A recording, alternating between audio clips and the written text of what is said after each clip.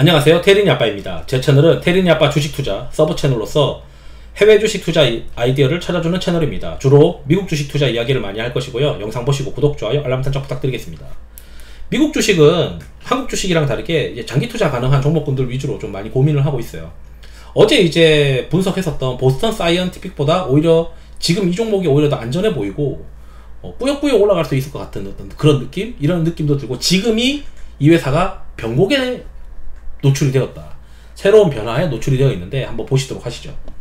이 회사가 이제 투석 서비스 전문 회사인데 미국의 버핏도 갖고 있어요. 그리고 디스클레이머 보셨고, 다비타라고 하는 거고 티커가 DBA예요. 그래서 이 회사의 기업 개요를 보게 되면 투석 서비스 위주의 회사이고, 최근에 이제 주가를 흐름을 보게 되면 10년치를 3년치를 볼까요? 3년치를 보게 되면 최근에 이제 신고가가 나고 있습니다. 근데 이제 저는 이제 신고가 나는 이유가 이해가 되는 거예요. 그래서 이 GPT를 통해 가지고 우리가 한번 같이 보도록 하죠. GPT에다가 이제 파일 다 던져주고 읽어달라고 했어요. 그래서 읽어달라고 했더니 저는 이제 뭐 구체적인 숫자보다는 좀 요약해서 말씀드리면, 얘네가 전체 매출의 대부분이 투석 서비스가 핵심이에요. 그래서 전체 매출원의 대부분이 투석 서비스인데, 투석 서비스가 한 89%인가 80% 후반의 매출 비중이고, 나머지 부가 매출도 다 투석 서비스예요. 그래서 저는 이제 이게 투석 서비스라는 게 일단 미국 지역의 위주이고, 미국 내 투석 서비스가 매출의 한 89%다 라는 식으로 이야기를 해요. 그리고 여기서 국제 매출은 한 7% 정도다. 그러면 해외 시장 비중이 높아지면 회사의 밸류에이션이 높아지겠구나, 이런 생각이 드는 거죠. 왜냐하면 이 회사의 추정 이익을 보게 되면 이익이 이제 계속 증가하는데 멀티플이 그렇게 비싸지가 않아요. 2024년 예상 기준으로 15배거든요. 과거에 평균적으로 받았던 배수가 14배, 15배 정도 되는데, 그러면은 이게 이익이 계속 증가한다는 로직만 있다면 결국 2026년도에 결국 이익이 이만큼 성장하면서 밸류에이션은 15배 계속 부여받을 수 있는 그런 이제 체력이 있나 없나, 이런 것들을 이제 고민해야 되잖아요. 그러면 어차피 이제 고령화 환자들이 증가하면서 이제 신장에 문제가 되는 사람들도 많이 증가할 텐데, 그런 거는 좀 전 어제 이제 얘기했었던 보스턴 사이언티픽은 밸류에이션이 좀 비싼 게 흠이었는데, 이 회사는 밸류에이션도 그렇게 비싸지 않아요.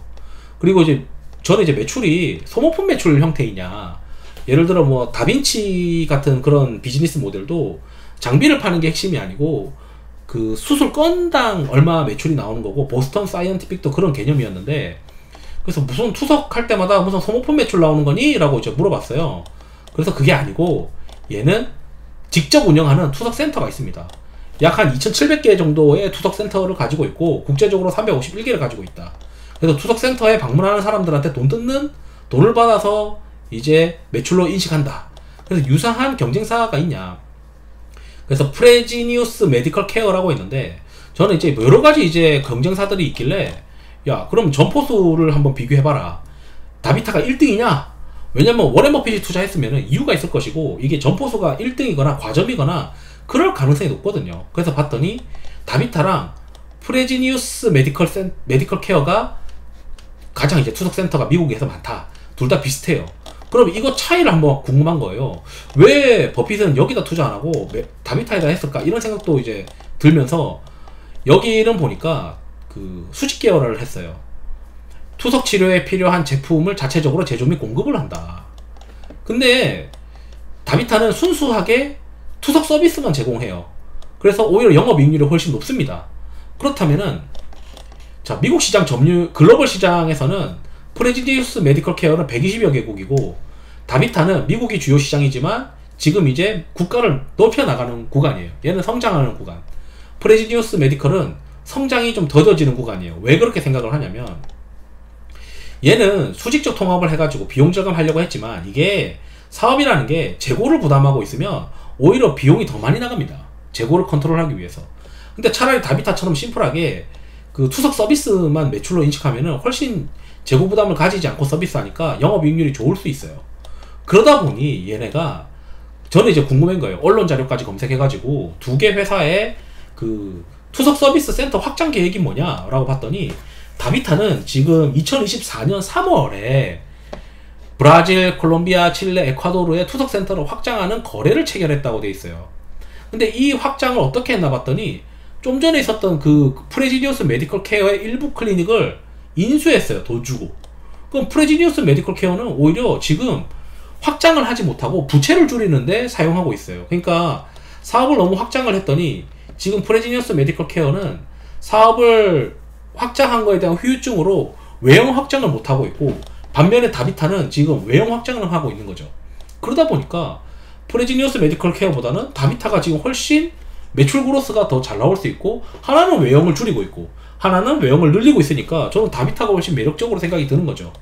그리고 하나는 아예 순수하게 투석 서비스만 하고 있고, 하나는 뭐 제품까지 생산하고 있으니까 재고 부담이 있고, 그러니까 버핏 입장에서는 제가 가만히 봐도 간단한 비즈니스, 투석 센터에 오는 사람들 투석 서비스 해주고, 그거를 계속 한 우물만 파는 회사, 게다가 비즈니스가 단순한 회사, 그래서 이 회사가 좋아서 투자를 했지 않을까.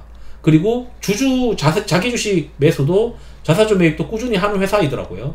FMC도 이제 뭐 배당이나 자사주를 하지만. 그리고 이제 또 이제 봤던 게, 그래서 신규 출자원 계획을 봤더니 기존 센터가 2,700개 정도에 367개 정도를 운영하고 있는데, 미국에는 2개 센터고, 그리고 국제적으로 67개의 신규 센터를 인수했다. 그러면 전체 매출에서 결국 해외 매출 비중이 높아지는 구간으로 들어가게 됐다. 그렇기 때문에 제가 봤을 때 이 회사의 주가가 과거와 달리 주가가 또 한 번 신고가로 가고 있는 이유가, 얘는 해외 매출 비중이 높아지는 구간으로 들어가지 않았냐, 이런 생각이 들거든요. 그래서 결국 외형을 확장하지 못하고 여러가지 사업을 넓히다 보니까 FMC는 외형을 확장하지 못하지만 다비타는 외형을 확장하고, 그리고 그런 이제 차이가 오히려 다비타가 더 이뻐 보이는 그런 모습이 있습니다. 오히려 밸류에이션도 지금 싸잖아요. 그래서 저는 이제 이 회사는 좀 중장기 투자가 가능할 것 같다. 그리고 이제 막 신고가를 벗겼는데 이 신고가 벗긴 게 이해가 된다. 왜냐면 해외 쪽으로 나가고 있지 않냐, 그런 이제 해석을 할 수 있을 것 같습니다. 이상으로 영상을 마치도록 하겠습니다. 투자에 도움 되시길 바랍니다. 감사합니다.